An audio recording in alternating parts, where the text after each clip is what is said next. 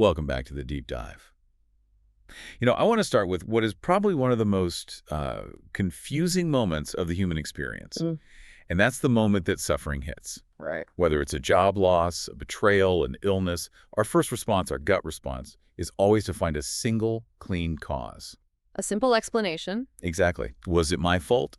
Was it just random? Was it God?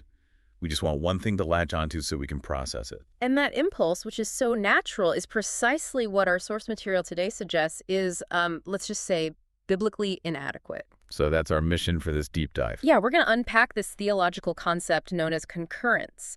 And the idea is that this isn't about confusion, it's actually about a really profound and often painful realism. The idea that a single event can have multiple, simultaneous, and totally true explanations. Right, and we're really digging into the puzzle from the Psalms. How can one single affliction be from God's sovereign will and from malicious enemies, and also maybe related to your own past actions, all at the same time? You'd think they'd cancel each other out. You would. If God did it, how can the enemy be responsible? But what we're finding is they're layered. They aren't contradictory at all. To really get a handle on this layering, we have to turn to the longest chapter in the Bible, Psalm 119. The author, who we traditionally understand to be King David, is clearly dealing with intense hardship, but his view on where the pain is coming from is just... Well, it's astonishingly sophisticated. The sources call it his triangle of attribution, which I think is a great name for it. It is. It's like a crime scene, but instead of one culprit, David's spiritual radar is picking up signals from 3 different directions at once. And he's not confused. No, that's the key. The sources are clear. Is he confused, or is it all these things wrapped up together? The answer is, it's all of them. This is a sophisticated theological triage. Let's break down the 3 points of that triangle. The first one is probably the hardest for a modern mindset to accept, but it's the foundation of his hope. The affliction is attributed directly to God, the divine cause. But not in the way we usually think, like God is zapping me for something I did wrong yesterday. No, not primarily as punishment. It's purposeful. It's discipline. Almost like faithful, committed parenting, even though it hurts. And he's so direct about it. He actually thanks God for the pain. In verse 71, he says, "It was good for me to be afflicted so that I might learn your decrees." I mean, what a statement to make. It's a wild statement. And then he doubles down on it later. "I know, Lord, that your laws are righteous, and you afflicted me in faithfulness." So it's an act of love. It's transformative. The suffering wasn't a mistake. It wasn't random. It was intentional, designed to teach him something. But here's where it gets complex. Okay. Because at the exact same time, David attributes the exact same suffering to the second point of the triangle, his enemies. Yeah. Human agency. And these aren't just, abstract forces. He's talking about real people, flesh and blood, driven by actual malice. Absolutely. He says, rulers slander me, and the wicked bind me with ropes. You can feel the real-world threat. He feels like people are digging pits to trap him. Yeah. This is real evil, real human choices in action. Exactly. So think about that. He believes God is faithfully teaching him through this trial, and he is simultaneously enduring a genuine, wicked conspiracy of people trying to destroy him. And one reality doesn't cancel out the other. Not at all. Which brings us to the third side of the triangle, the one that keeps him from just, wallowing in self-pity. That's the self, the contributing cause. David is honest enough to admit that his own past failings, his own spiritual complacency, created the context where this discipline became necessary. Right, he confesses, before I was afflicted, I went astray. And he ends the entire psalm with that same vulnerability. I have strayed like a lost sheep. So let's just pause on that for a second, because this is the breakthrough. You take one event, David being tied up with ropes by his enemies. From one angle, God is using it for purification. From another, the rulers are using it for destruction. And from the third, David himself admits his own past straying made him need this kind of wake-up call. 3 totally different intentions for one single event. So how do we hold all of that in our minds without our brains just short-circuiting?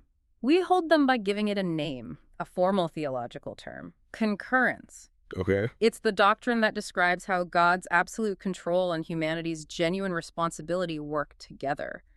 Concurrence says that God's sovereign will, what we'd call the primary cause, operates fully and seamlessly through the genuine choices of human beings, the secondary causes. So wait, you're not saying it's like a 50-50 split? where God does his part and humans do theirs? No, not at all. That's the common mistake. It's more like God is doing 100% of his sovereign will through humans doing 100% of their free choice. That is a huge logical paradox to wrap your head around. It is, which is why we need some concrete examples. The sources always go to the story of Joseph and his brothers. The perfect case study. It is the ultimate illustration of two completely different intentions working through the exact same action. So, the brothers throw Joseph in a pit, they sell him. Their intent, the secondary cause, is pure evil. Jealousy. Malice. They want him gone. And they are 100% responsible for that evil choice. If you had asked Joseph that day who did this, he'd say, "My brothers," and he'd be right. But that's not the whole story. No. Years later, he confronts them, and he gives them the primary cause context. He says, and this is the key verse, "You intended to harm me, but God intended it for good." To save many lives. That's the insight. He doesn't let them off the hook. He doesn't say, oh, it wasn't really you. Exactly. He affirms their evil intent, but he layers God's good intent right over it. Both were fully true, fully operational in that moment of betrayal. Concurrence is the only way that verse makes any sense. It is. The brothers' wicked choices were the very means by which God executed his predetermined plan to save the entire region from famine. Their evil didn't stop God's plan. And if Joseph is the blueprint, the sources say the ultimate proof, the ultimate example of God working his greatest good through the greatest human evil has to be the crucifixion. It absolutely is. I mean, you have the entire spectrum of human evil on display. Pilate's political cowardice, Herod's spite, the religious leader's jealousy. Betrayal from one of his own followers. And the book of Acts just captures this perfectly. It names the human evil. Herod, Pilate, the Gentiles, the people of Israel all conspired against your holy servant Jesus. That's the secondary cause. Human will driven by malice. But then it immediately gives the divine plan. Right. It says they did exactly what your power and will had decided beforehand should happen. Wow. The worst crime in human history was, at the same time, the perfect execution of God's plan for redemption. And this is what David understood. He could pray against his enemies while also accepting the trial as a faithful gift from God. Okay, so let's unpack this for someone listening right now who is in the middle of some profound suffering. Why is it so important to hold on to this complex three-level view? Why not just pick one? Because, honestly, simplicity in the face of real suffering can be, well, it can be crueler than the suffering itself. Right. It can add insult to injury. It does. Maintaining this view helps us avoid these huge pastoral oversimplifications that lead to just devastating guilt or despair or anxiety. So what are some of those common mistakes? Okay, so mistake number one is oversimplifying suffering as always being direct punishment for a specific recent sin. What did I do to deserve this? Exactly. Imagine someone whose child gets a terrible diagnosis. If their only framework is that pain equals punishment, they get crushed by a false guilt, endlessly searching for the sin that earned this. When the reality, like we see with Job, is that suffering can be afflictive, not punitive. Right. Or it can be sanctifying, like with David. God's discipline to build character, just defaulting to punishment, is a terrible burden to add. Okay, so what's the second mistake? The opposite end of the spectrum. That would be mistake number two. Oversimplifying to just random, meaningless suffering. The idea that it's all just cosmic chaos. Which is completely despair-inducing. Totally. It misses God's purpose entirely. David's whole hope is that even when the means are chaotic enemies tying him up, the end is purposeful. He insists it was good for me. He is not a victim of pure chance. And the third one feels very current. Mistake number three is blaming only the external factors. It's just my bad boss. It's just the economy. It's just Satan. And while those things are real secondary causes... If you ignore God as the primary cause, you're left feeling like you're just a victim of random, malicious forces, which creates huge anxiety. Exactly. You feel outside of God's control. Concurrence forces us to hold purpose and malice in tension, knowing God is sovereign over all of it. Let's apply this to something like, say, a messy divorce. This biblical realism would suggest the cause is probably all three, right? That's the reality. You likely have God orchestrating something for growth, you have other people acting unjustly, and you almost certainly have your own self contributing something to the breakdown. And if you only focus on one of those, you're in trouble. You are. Focus only on yourself, you get paralyzing guilt. Only on the other person, you get bitterness. Only on God, you become passive. It demands a comprehensive response. And that's what we see in David's prayers, isn't it? Yeah. He prays to God about his faithfulness, about his enemies, and about his own sin. He covers all the bases. He really does. So that leads to the final crucial question from the sources. How did David actually manage to hold all of this complexity without just collapsing into a heap of confusion? Hmm. And the answer seems to be his primary survival tool. Hmm. He just relentlessly clings to God's law or word. It's mentioned, what, 176 times in this one psalm? Yeah, and this is where we pivot from the cause of the affliction to the cure for the trauma it causes. His attachment to the word is everything. Because you might think, wait a minute, how do ethical rules like don't steal help someone with deep emotional trauma? You'd think they'd need comfort, not a rule book. And that's because we define law way too narrowly. When David clings to the Torah, the decrees, the precepts, he's not just talking about the Ten Commandments. It's a much bigger concept. Right. It's exponentially bigger. He's clinging to God's entire revealed reality.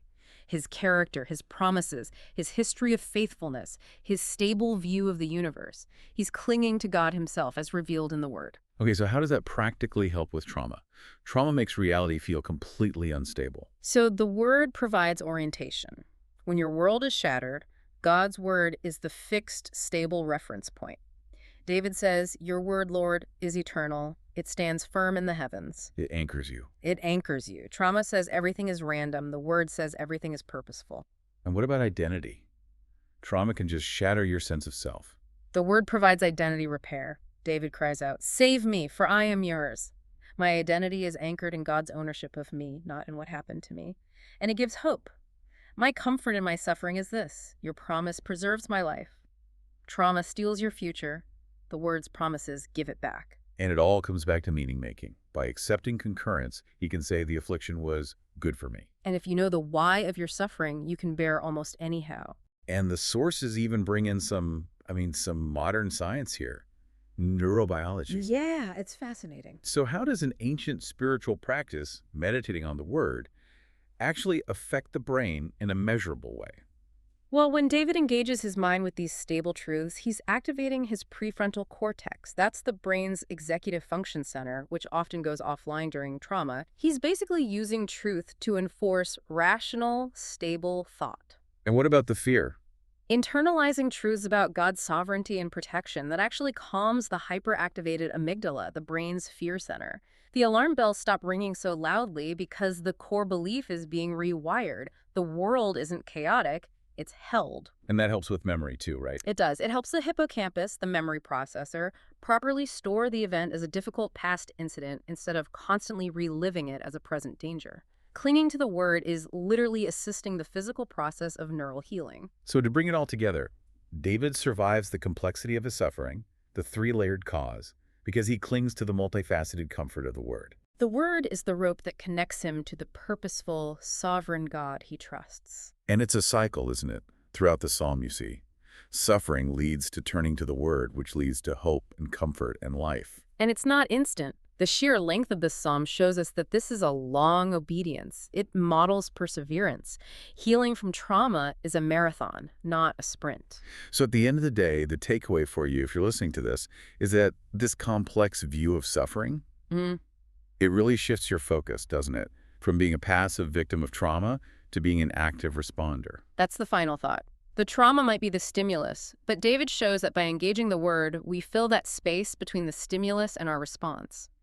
We actively choose growth and freedom, holding on to what is true, even when the suffering itself doesn't go away. That sustained spiritual effort is our ultimate act of agency in the face of chaos.